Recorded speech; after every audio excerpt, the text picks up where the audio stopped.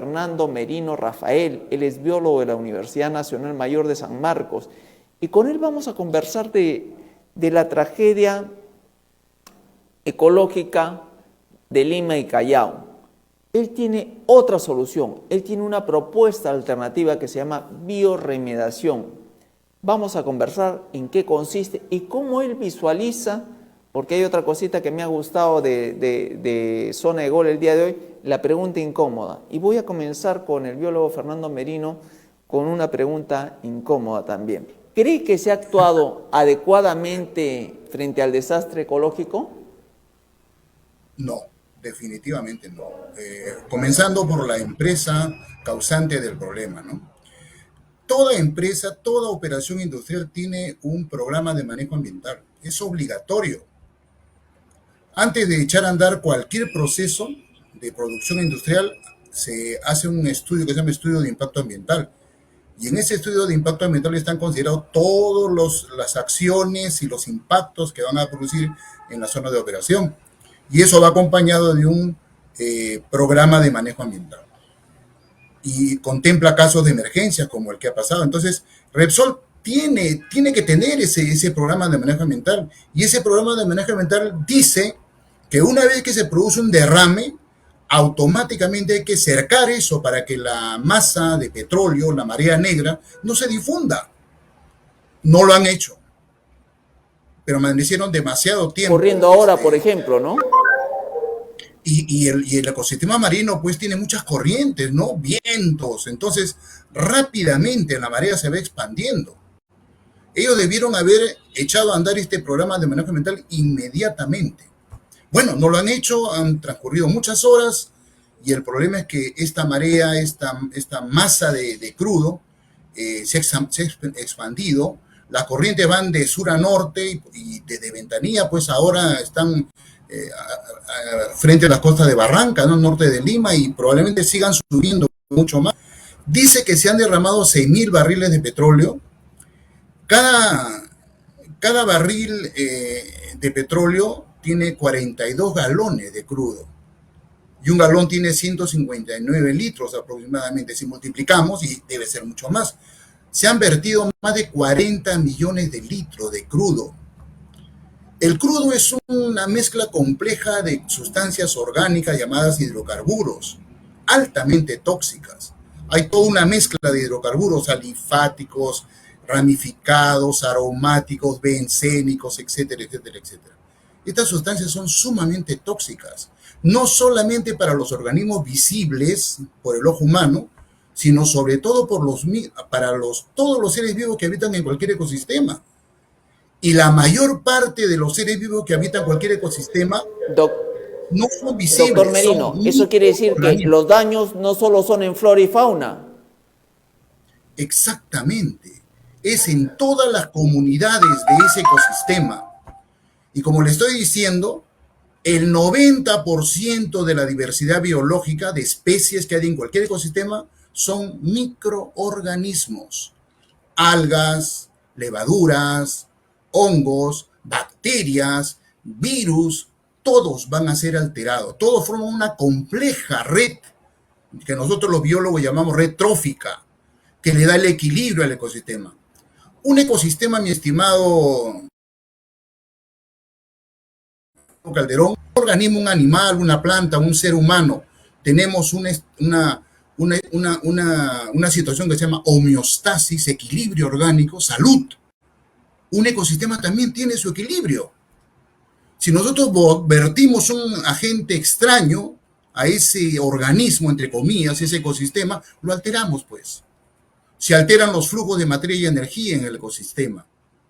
Eso es un hecho real. Ahora, el crudo, esos hidrocarburos son cancerígenos, son mutagénicos, alteran una serie de procesos metabólicos de todos los seres vivos. No solamente el embarramiento, hay cosas mucho más profundas. El metabolismo de cada una de las células de esos seres vivos que están viviendo ahí. De manera que lo que les quiero decir es que el daño es inconmensurable. Esto no se va a resolver en meses ni en años, mejor dicho, en un año, en muchos años. Y Esa es esto la podría situación. significar también, por ejemplo, con la extensión de esta marea negra, que como nos señalaba Fran Garcilaso en el noticiero, ya está llegando a Chancay, por ejemplo, puede ir no solo, mejor dicho, no puede ir, sino va contaminando los peces y peces que va a consumir el ser humano. O sea, va a haber un daño directo al ser humano también. Claro, claro que sí. Todo está relacionado, todo está concatenado, ¿no? Hay un flujo de nutrientes de un eslabón de la cadena alimenticia al siguiente, y en la cúspide está el hombre, pues, ¿no? El ser humano. Así que nos llega indirecta o directa. No podemos bañarnos. Ahora, usted, doctor Merino, Rafael En esa planteaba la teoría de la bioremediación. ¿Qué es eso? A ver, explíquenos en bueno, castellano cómo se come eso y qué tendrían que hacer los se lo sectores que cuento, tienen realmente poder de decisión en solucionar este se, problema. se lo cuento de manera didáctica como lo hacemos en la universidad con nuestros alumnos. Esto comienza desde finales del siglo antepasado, siglo XIX, y todo el siglo pasado, siglo XX. Se descubren bacterias que son capaces de degradar, de metabolizar, de oxidar hidrocarburos. Una cosa curiosa, ¿no? Pensábamos que era una rareza de la naturaleza, y no, no es una cosa rara, es una cosa muy frecuente. Esos microorganismos nosotros los llamamos hidrocarbonoclásticos. Entonces, como el siglo pasado ha sido el siglo del petróleo, el petróleo ha sido el recurso natural estratégico, ¿eh? Porque sustentaba la ciencia, la tecnología, la economía del planeta, es la principal fuente de energía. Eso se llama paradigma tecnoeconómico, ¿no? Es el recurso natural estratégico de la humanidad. Y tiene que tener tres características: debe ser inagotable, debe ser decreciente en su costo de extracción, transformación y producción, y tiene que emplearse no solamente en un aspecto, sino en muchos aspectos de la vida del hombre. Y el petróleo cumplía con esas tres condiciones. Entonces, por eso es que el petróleo sigue aún hoy en día, a pesar de que ya no es ese recurso natural estratégico, sigue teniendo influencia en la economía y en la vida del hombre, sigue siendo la principal fuente de energía. Entonces ya desde mucho tiempo en el siglo pasado comenzaron a haber derrames de petróleo, accidentes, ¿no? El más famoso es el Exxon Valdez en el año 1989, ¿no? En la bahía Príncipe Guillermo de Alaska, Prince William Sound, ¿no? En Alaska. ¿Por qué es importante ese derrame que hubo ahí? Porque fue la primera vez que se aplicó esta tecnología en campo. Eso nos dio muchas enseñanzas de cómo a partir de esa experiencia podíamos aplicar esa tecnología nueva, ¿no? Entonces, se ha aprendido mucho desde aquella época, y nosotros en el Perú, particularmente en la Universidad Nacional Mayor de San Marcos, a la cual yo pertenezco, hemos desarrollado muchos temas de investigación. La investigación en la universidad la realizan los tesistas, ¿no? Tesistas de pregrado, de posgrado, son sus primeras experiencias de investigación. Tenemos muchas publicaciones al respecto, y hemos tenido experiencias de campo inclusive, ¿no? Tuvimos una vez una oportunidad en el norte del Perú, en Talara, para una empresa, no puedo decir su nombre. Ahí hay derrames de petróleo constantemente porque se transporta el crudo de la zona de extracción por conductos, tubos hacia las plantas de almacenamiento. La corrosión hace que se rompan frecuentemente, así que hay contaminación de tierra muy frecuentemente.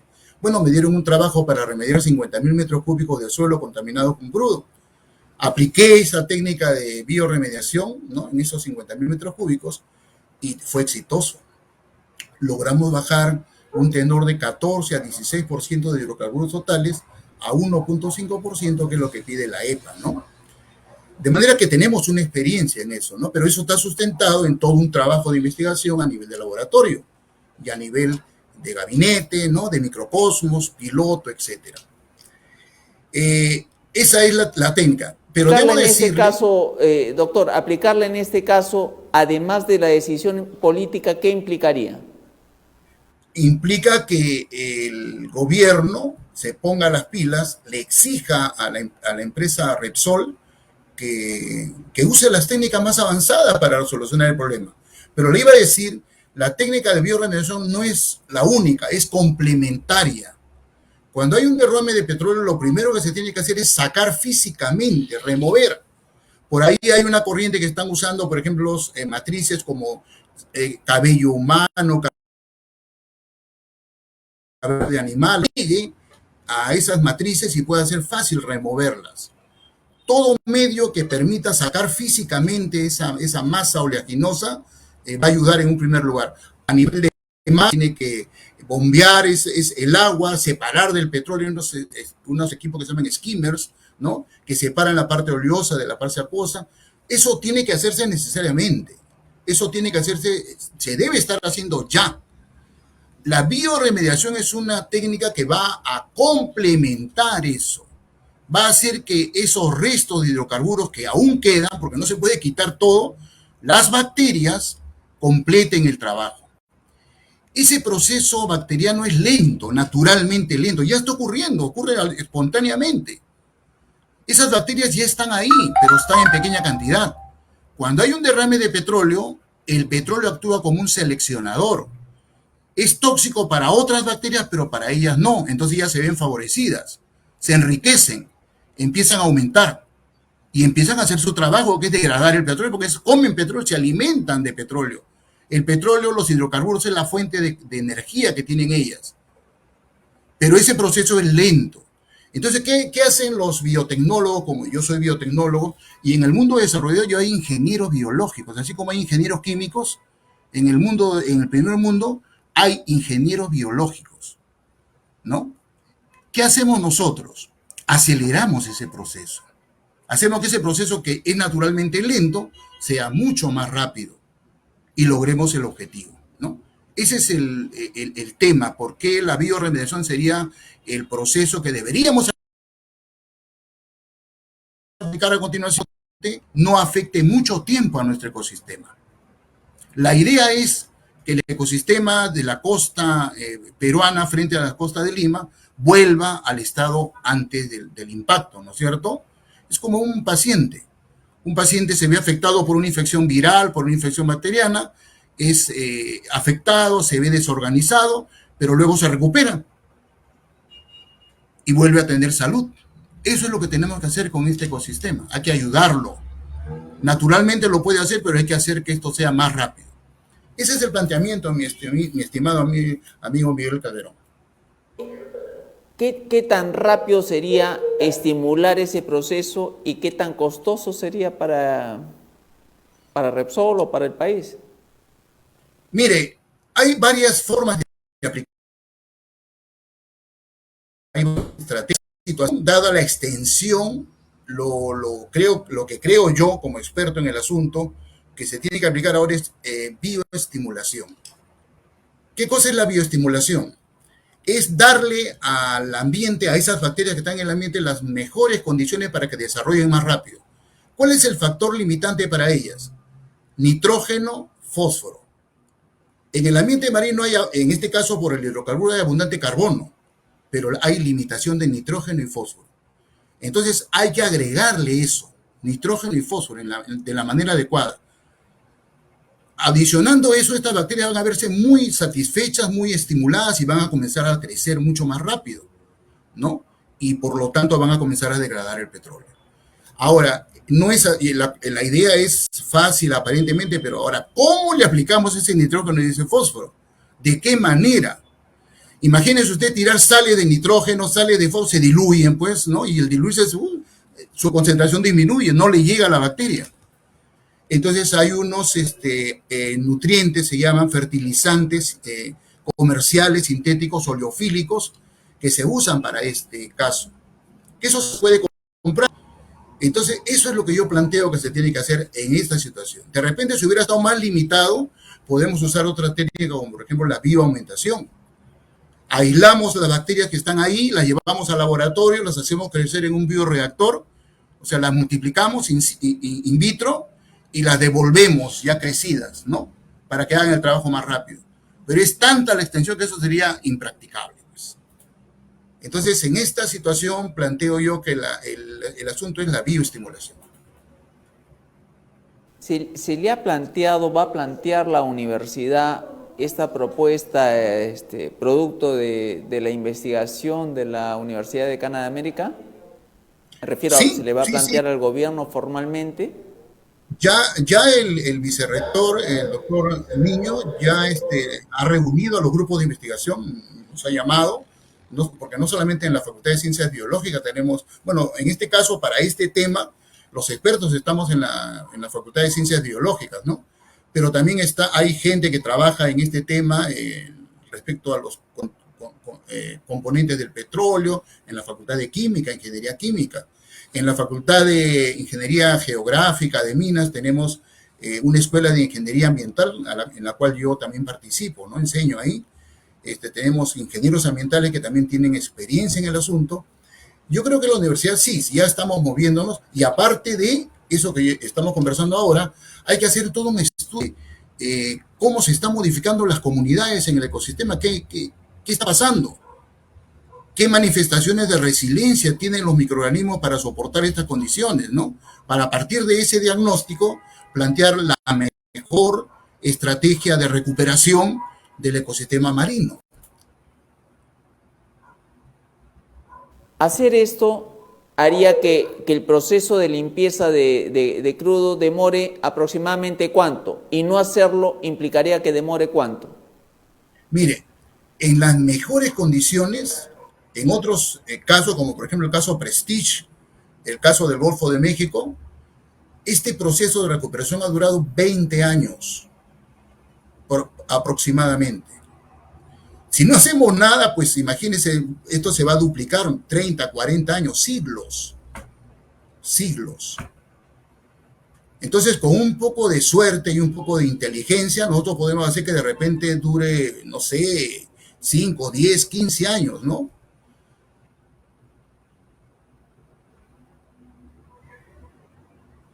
Esta zona, por ejemplo, no va a ser zona de trabajo para los pescadores artesanales, por lo menos por 15 o 20 años, como usted dice.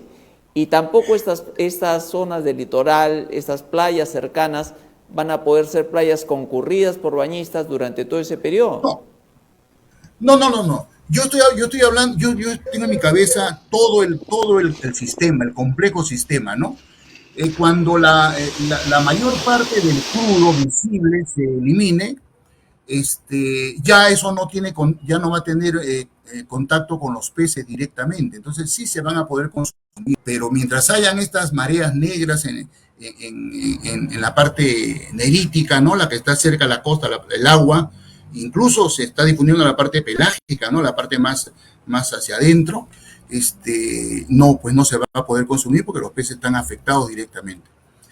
Y yo estoy pensando esos 20 años que le digo para que todo el ecosistema se restablezca, ¿ya? O sea, 20 años demoraría, digamos, la recuperación. ¿Y cómo poder prevenir? La pregunta es obvia porque vamos a volver al inicio, pero me gustaría que esa sea la conclusión final. ¿Cómo prevenir para que situaciones similares no vuelvan a producirse, doctor Merino?